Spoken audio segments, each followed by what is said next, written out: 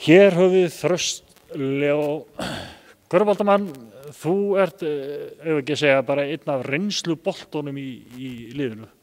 Körfuboltinn að byrja að rúlla. Hvernig er stemmingin í kallinum og hópnum? Stemmingin bara mjög góð. Þetta bara mjög skemmtilegt tímabil sem loksins að fara að byrja.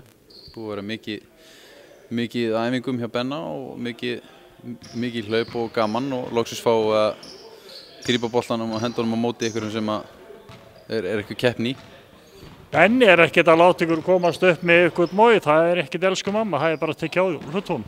Já, alveg hygglust sko. Maður hefur nokkur sinni farið heim með ælinn í hálsunum og nánast tára hvarmi sko, eftir mikla baráttu við hann sko. En það er alltaf gaman samt. Það er alveg þess virði.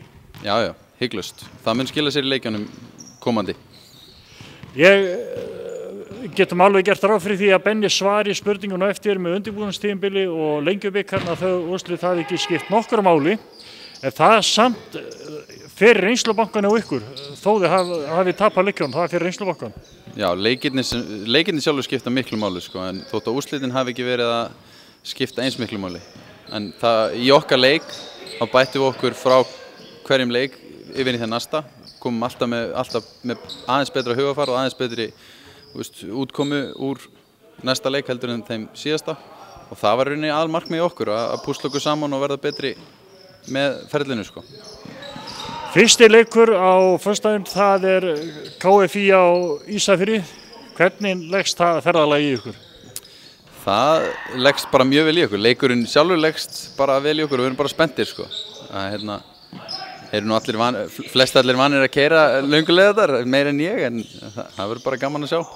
Ertu búinn að kynna hvernig liðið lítur út hjá Ísfirðingum? Já, maður er búinn að fara yfir hópinn og þekkir flesti sín nöfn, þetta er engir aukvisar og við verðum að skila okkar ef við ætlum að labba sigur yfir þarna út, sko. Segjum við nú þekkjum við svona hver annan hérna þar að segja hvernig hópurinn lítur út hjá okkur nema kannski Drew Lehmann og hann Tómas. Hvernig finnst þeir smellin í hópinn?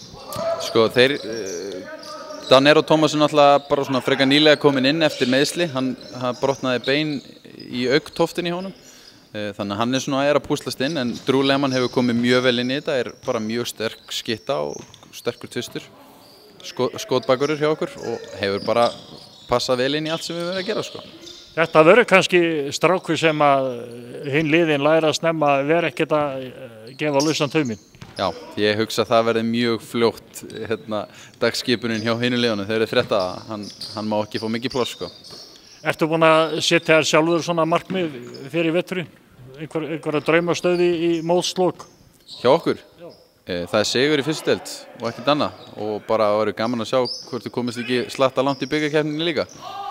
Við erum með hörku hóp og til alls líklegir en það er náttúrulega veldur alltaf okkur að mæta tilbúni til leiks í hvert ennsta skipti og þá eigum við að geta gert góða hluti.